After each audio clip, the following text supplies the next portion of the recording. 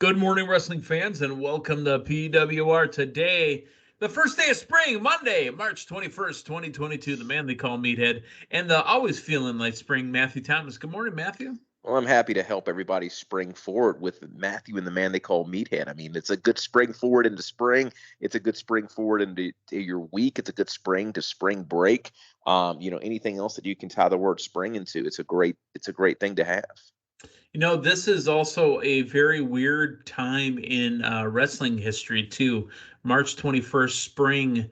If you think about WCW in the year 2001, that's usually when the anniversary comes up that WCW died.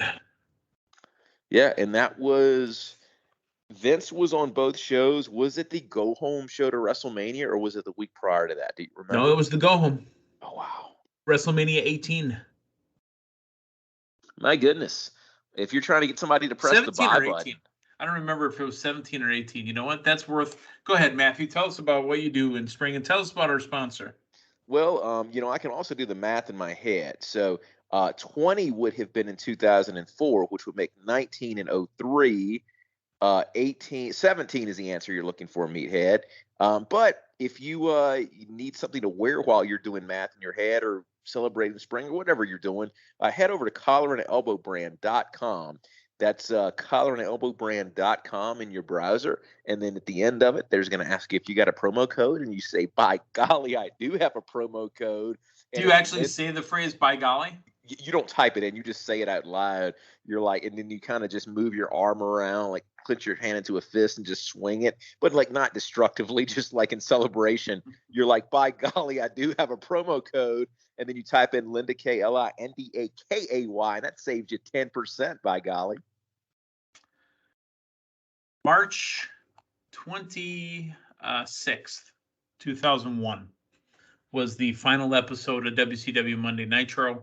It was the go home to WrestleMania 17. Fantastic. So it looks like Matthew's head math was correct once again. Oh, yeah. You know what? And really, when you think about it now, all Vince bought was the library and the possibility to deal with the contracted talent. Exactly. Because, I mean, think about it. You had guys like Booker T and, Buff Bagwell and those guys sitting in the box at WrestleMania 17.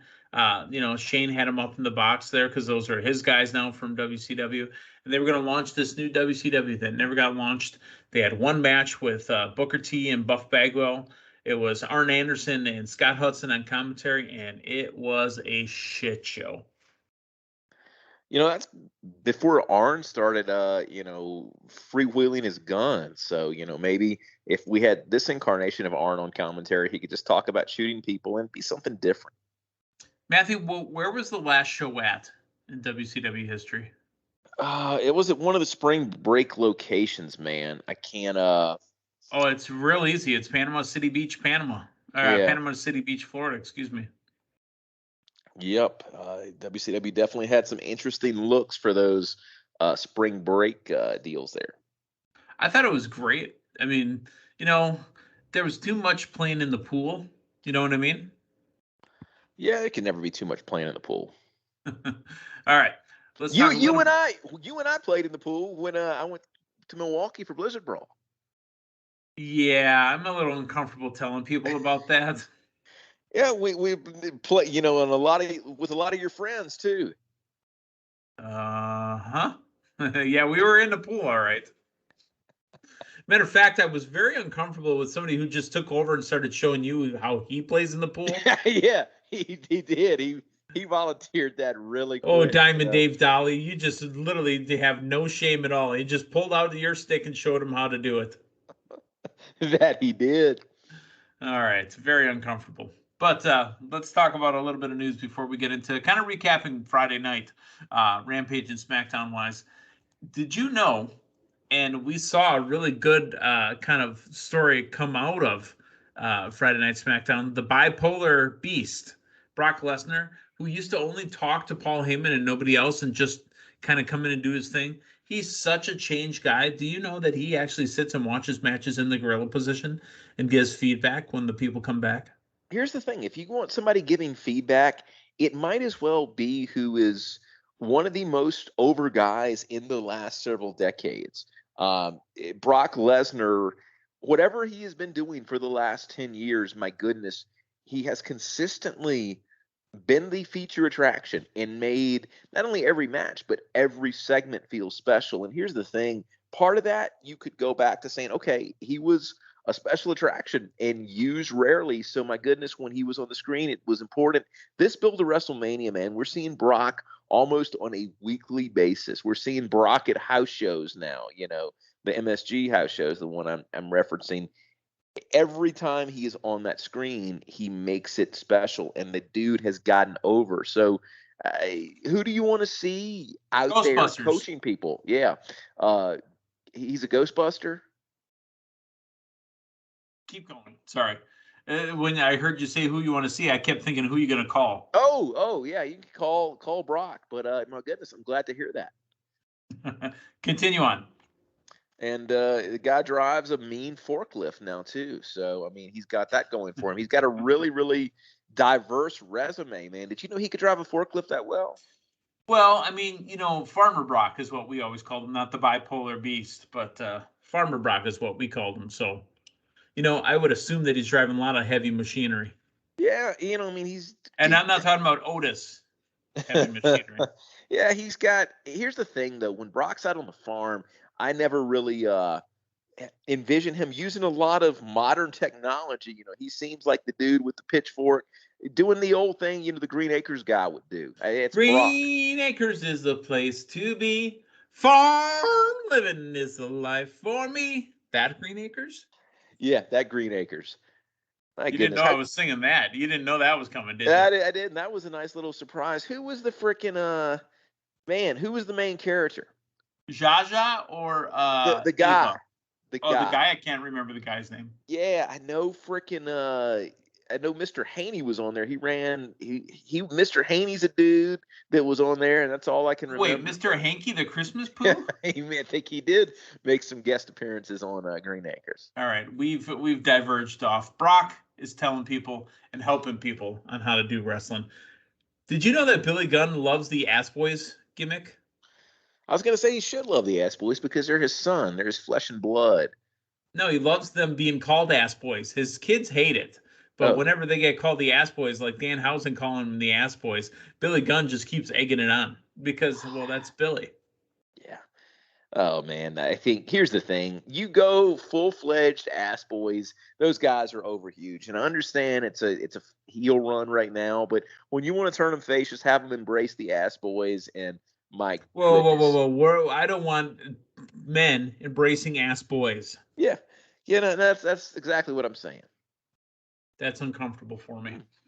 Let's talk WWE and a talent who's been signed. He was even drafted, but doesn't actually have a job yet. Gable Steveson. Gable Steveson has won his second consecutive NCAA Wrestling Championship Saturday, and he retired from amateur competition after the match. Literally left his boots in the middle of the ring, and he's on his way to the WWE. Didn't Cody do that? Or didn't Cody try to do that? He tried to retire with one boot. Oh, my goodness. Yeah, and again, that just makes him more legitimate, man, when he lands in WWE. He's like the Hammer. He's too legit to quit. And hopefully there's somebody that we were speaking of a little bit earlier who's still on the scene and who has a heck of a collegiate wrestling past that's still around, so they could lock up, huh? A three-way between Brock, Bobby, and Gable. Oh, my goodness. Couldn't you see that? My goodness, that would be fantastic. That would be something. All right. Let's move on to Friday Night SmackDown from the WWE. And boy, that shirt that he's wearing, it's a little blasphemous, but he's kind of got it spelled out. It says greatness on a different level mode. And that's God mode for Roman Reigns. I'm a little bit surprised WWE printed that, right. But they did. I mean, it's a publicly traded company. It's try to put out a very family product, except when Brock gets busted open hard way at the Garden. But hey, that's what they're selling. They're selling God mode, son. Um, Paul Wiseman, what do you need? Paul continued to interrupt him. Is he watching like somebody stalking Brock? Where is he getting these updates on his Does he phone? does he have a tracker on Brock? I've got a tracker on me, which Well, is somebody probably injected you with a probably a chip. good idea. And yeah, I think he's got a tracker. Well, I mean, you're so dangerous, dude. They're probably going to try to lock you in a Waffle House. Yeah, that's a strong possibility. It probably has something to do with the dude who attempted to assassinate. I was less than a year old, man. Somebody actually threw a brick at me when I was less than a year old off a balcony. They tried to take me out early. Wow. Okay. Well, we make light of it, but what we're talking about is SmackDown, and Brock found his way to finding the family, the head of the table, and the Usos with the wise man. Matthew, Brock can operate some heavy machinery, right? But did you know he was strong enough to pull a door off of a car? That was a little concerning, not the door pull thing, but you got to think the whole forklift thing. They take many precautions with multiple takes and this, that, and the other. Brock was straight up, almost hanging on to a moving vehicle. There wasn't a lot of editing in that shot, man. No. I mean, it looked great on TV, but my goodness, like the risk you're running by having your guy who is in the main event of the biggest main event of WrestleMania ever, running, trying to catch up with a moving vehicle, you're taking some risks there, man. He's the bipolar beast. And let's talk about that name. That's a little odd for a name. I think I like it, but I'm not sure. Yeah. Do you think he came up with that on the fly?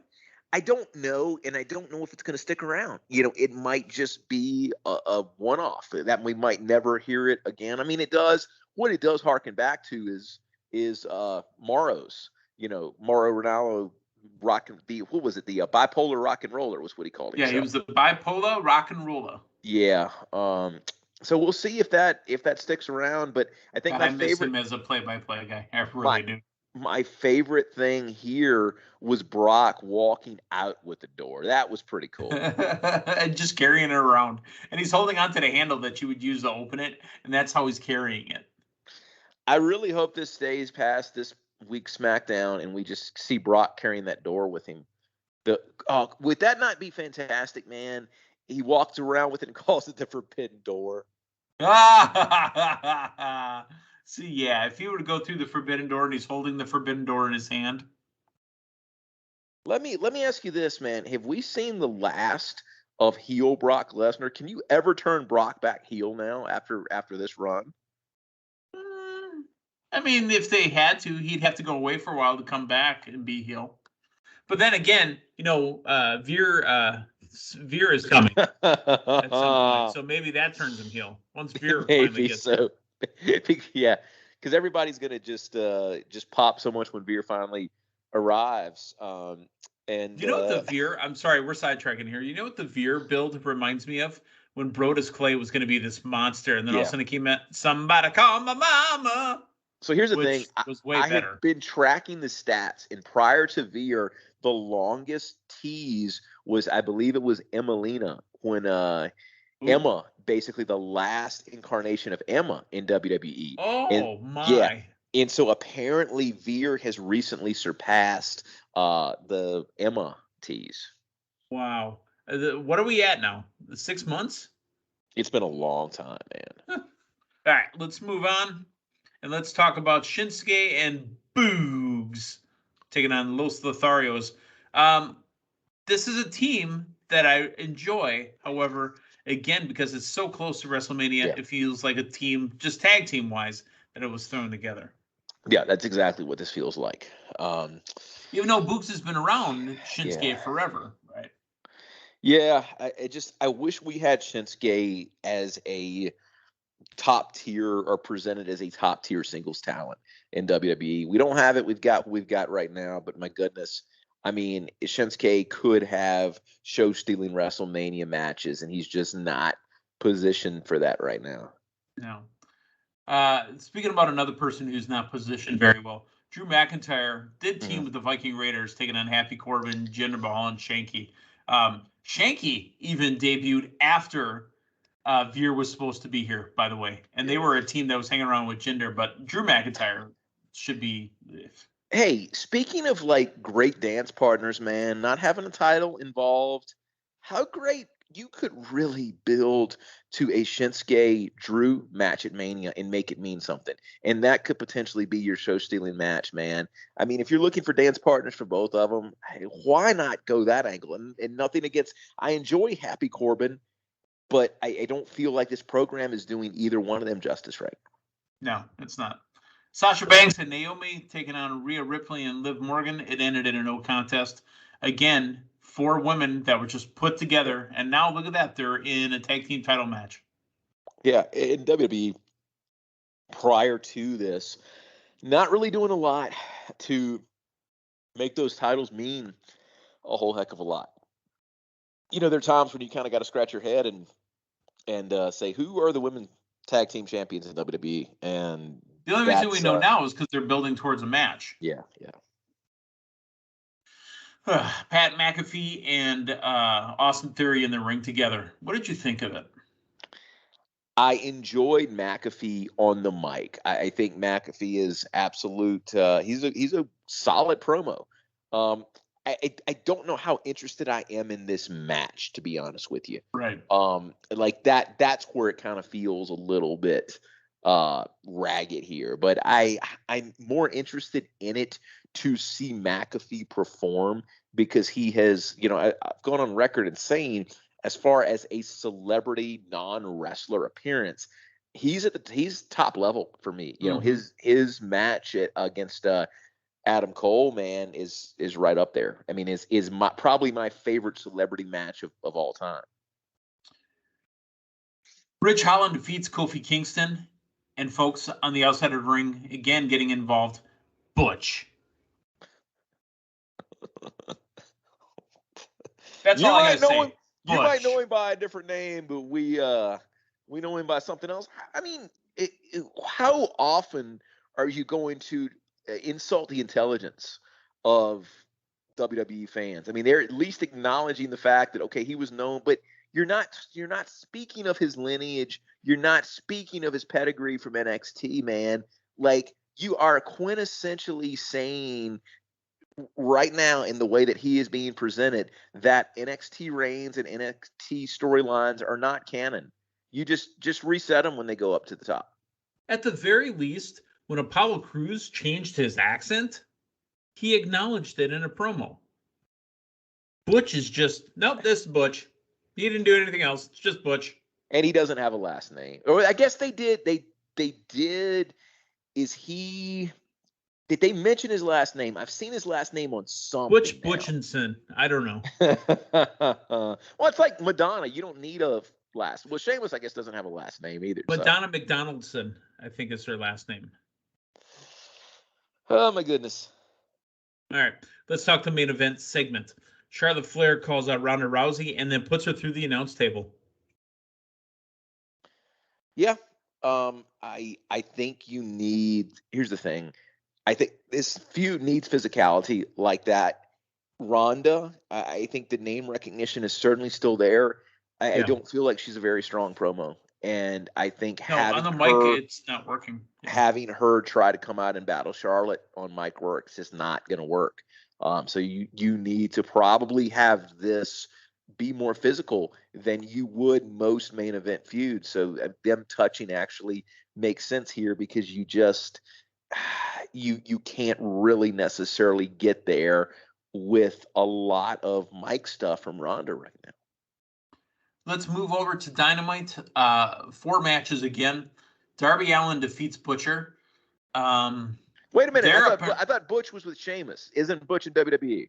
The Butcher. Oh, so did you know, and I heard this out of Tony Khan's mouth specifically, did you know that there's a Butcher match for the TNT title that has never made it to live TV? It was their one and only house show, apparently, that it's never been aired. Oh, wow. So it's in the library, but it's never been shown. Anyways, lot of shenanigans again with the AFO, and then the Hardys come out to help out. Basically, we're setting it up 8-man tag, Hardys, Sting, and Darby against the AFO, which is Private Party and Butcher and the Blade. You excited for that match? I mean, I'm sure it'll be a good match. I mean, it seemed inevitable. So let's go ahead and see what happens. Red Velvet defeats Layla Hirsch. Red Velvet basically sticking up for the honor of Chris Statlander, because remember, Red Velvet was stuck in between Layla Hirsch and Chris Statlander in their feud back and forth. You know what I like about this, though? This is like where the rankings kind of come into play, because I think Red Velvet was 5, Layla Hirsch was 3, so we got a 5 beating the 3. Very rarely, as much as we do have the rankings, I don't feel like they're emphasizing it quite a ton. So it's like, all right, we've got, somebody a little bit lower ranked, defeating somebody higher ranked. And that was a big thing over the weekend because of the NCAA tournament. The House of Black defeats Fuego del Sol and Bear Country. I got to ask you a question. Side note, they mentioned trios, and they've really built trios over the last year and a half. When are we getting the trios tag belts? Here's the thing, man. You need it, because without it, it just feels like a special attraction. You don't really have a division. All right, it's a trios match or a 4-person. They track the trios records as well. Yeah, I think so. I think it's what you got to do, man. If you want it to mean something, or maybe it's just I don't know. Maybe they don't want to spend that money making those belts, because you'd have to make 3 of them as opposed to 1 or 2. I'm pretty sure they can figure that out. And then the main event, Keith Lee defeats Max Caster. You know what? Max Caster had some good rhymes again on Keith Lee. Boy, Max Caster was all over Keith Lee this week. Again, calling him Cleveland Jr., looking like the dad from Family Matters, all that good stuff. I think it was absolutely tremendous. If they don't watch themselves, man, Caster's going to get over. And I think that's what's happening right now. I think that it's a must see every time the dude comes out there and raps. I don't necessarily see this team staying heel long. Let me ask you a question. The sports entertainer was on commentary again for Rampage on Friday night. Should he step back now if he's setting up a new character? Yes, without a doubt. I think it's time for him to step back, and less is more right now with this reinvention of Jericho. Folks, that is it for Monday morning, the first day of spring. Matthew, we're only a week and a half away from WrestleMania weekend. So, my goodness, us all together in the Lone Star State, huh? That's right. Colorado. Just kidding. Colorado is the state of lovers, isn't it? Yeah. Well, and I mean, the thing of it is, too, just think about it. We're all going to be in Big D at the same time. I don't know if he can handle it. All right. Talking about the city, Dallas, is what I'm referring to. Yeah, Dallas is a male city. I don't know if Dallas he can handle it. I don't know what you were thinking. I got you. All right, Damian, we're just playing with you. For Matthew Thomas, the man to call me. Matthew, we got you again tomorrow as well. Hey, man, we're front loading the Matthew, but you know what? There might be a little bit of Matthew on the back end this week as well, too. So, you're getting all kinds of consecutive. You got to stop saying with the back end stuff now. Come on. That's Thursdays or Fridays, what I'm referring to. So we'll see. We don't know exactly how it's going to come together, how we're going to button up the week, but you might see me at the end of the week as well, or hear me. You make me think of the Cherry Poppin' Daddies when you say that. It sounds like a Zoot Suit Riot. All right. Ooh. I hadn't heard them mention it in a long time. Zoot Suit Riot. All right. On that note, for Matthew, the man they call me, thanks for stopping by. We'll talk to you again tomorrow morning. So long, everyone.